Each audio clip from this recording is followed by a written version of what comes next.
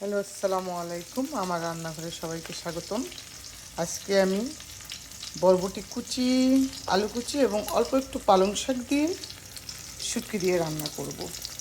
এবং শুটকি রান্না করার জন্য আমি এখানে একটু বেশি পরিমাণে রসুন কুচি করে নিয়েছি, তারপরে পেঁয়াজ কুচি করে নিয়েছি এবং কাঁচামরিচ এবং বোম্বাই মরিচ কুচি করে নিয়েছি এবং ওখানে হলুদের গুঁড়ো এবং মরিচের গুঁড়ো। এই শুটকিগুলো আমি তেল গরম করে এখানে দিয়ে দিলাম।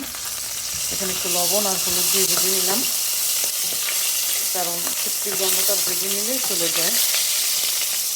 তারপরে এখানে আমি এক এক করে সব দিয়ে দেব মশলাগুলো। হলুদ, মরিচ, পেঁয়াজ কুচি, আদা কুচি, সবগুলো দিয়ে দিলাম।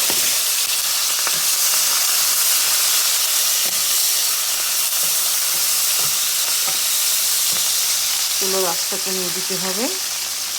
তারপরে হলুদের গুঁড়ো, মরিচের গুঁড়োটাও দিয়ে দিলাম।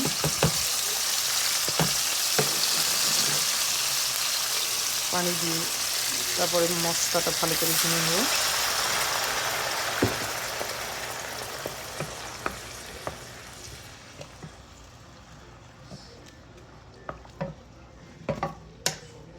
মশলাটা ভুনা হয়ে গেলে তারপরে সেখানে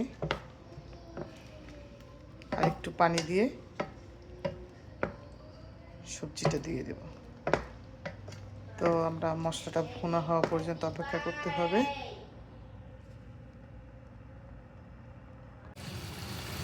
দেখুন, আমার মশলাটা ভুনা হয়ে গেছে। শুটকি রান্নার শুটকি সহ মশলাটা ভালো করে ভুনা হয়ে গেছে। ধোয়ার যন্ত্রণায় কিছু দেখা যাচ্ছে না।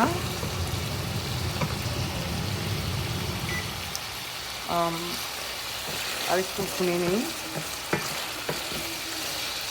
ভালোভাবেই ভুনা হয়ে গেছে।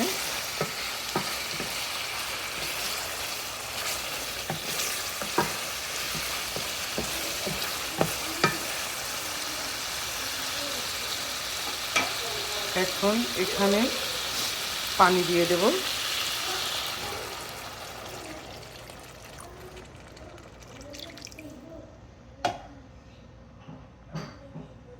পানিটায় বলক আসলে সবজিটা দিয়ে দেব।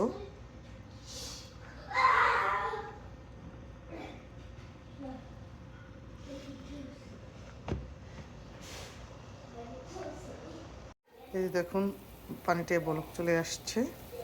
এখন আমি এখানে সবজিগুলো দিয়ে দেব। সবজিগুলো দিয়ে মশলার সাথে ভালোভাবে নেড়ে চেড়ে তারপর ঢেকে দেব।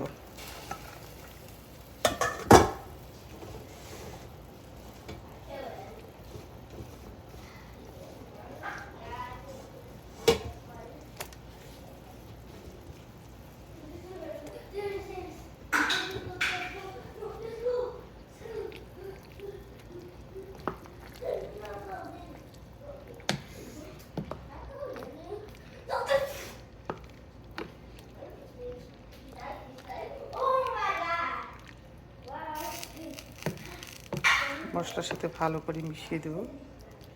মিশিয়ে দিয়ে তারপরে এটা ঢেকে দিতে হবে যতক্ষণ না সিদ্ধ হয় এবং পানিটা পুরোপুরি মাখা মাখা মশলার সাথে তরকারিটা মাখা মাখা হওয়া পর্যন্ত অপেক্ষা করতে হবে।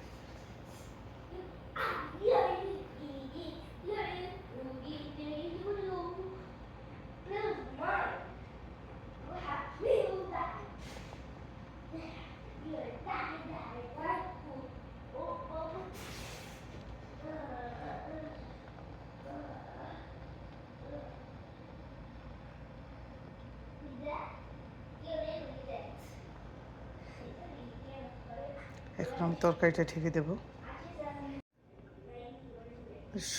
সবজি এবং শুটকির তরকারিটা ঢেকে দিলাম। ততক্ষণ পর্যন্ত অপেক্ষা করতে হবে, রান্না করতে হবে যতক্ষণ পর্যন্ত না তরকারিটা সিদ্ধ হয় এবং মশলার সাথে মাখা মাখা হয়ে যায়।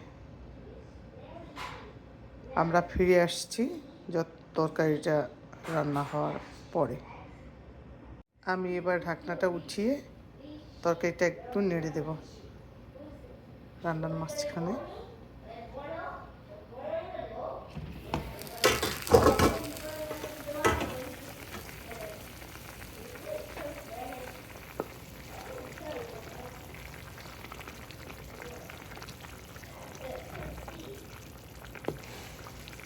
তারপরে আবার এটাকে ঢেকে দেব, অপেক্ষা করব যতক্ষণ পর্যন্ত না এটা সিদ্ধ হয় এবং মাখা মাখা হয়। আমি আবার ফিরে আসলাম। তরকারিটা লবণ আর ঝাল সব ঠিকমতো হয়েছে, খেতে খুব মজা হয়েছে। ঝাল একটু বেশিই হয়েছে পরিমাণে। আমি কিছু ধনিয়া পাতা ছিটিয়ে দিলাম এখানে। এখন তরকারিটা উঠিয়ে ফেলবো। আপনারাও এভাবে শুটকি দিয়ে, বরবটি দিয়ে, শুটকি বরবটি আর আলু কুচিয়ে পালং পাতা দিয়ে রান্না করে দেখবেন, খেতে ভীষণ মজা লাগে। যদি আবার রেসিপিটা ভালো লাগে, লাইক কমেন্টস করে সাথে থাকবেন। আশা করি আবার দেখা হবে আরেকটা ভিডিও নিয়ে, আরেকটা নতুন রেসিপি দিয়ে। সে পর্যন্ত আপনারা ভালো থাকুন। আল্লাহ হাফেজ, আবার কথা হবে। এই যে দেখুন আমার তরকারিটা রান্না হয়ে গেছে। এখন গরম গরম ভাতের সাথে পরিবেশন করব। এই যে দেখুন গরম গরম ভাতের সাথে বরবটি, আলু আর শুটকির তরকারিটা এখন খাবো। আপনারা ওইভাবে রান্না করে খেয়ে দেখবেন। আল্লাহ হাফেজ, ভালো থাকবেন। আবার আপনাদের অন্য একটা রেসিপির সামনে নিয়ে আসবো। সে পর্যন্ত ভালো থাকুন সবাই। আল্লাহ হাফেজ।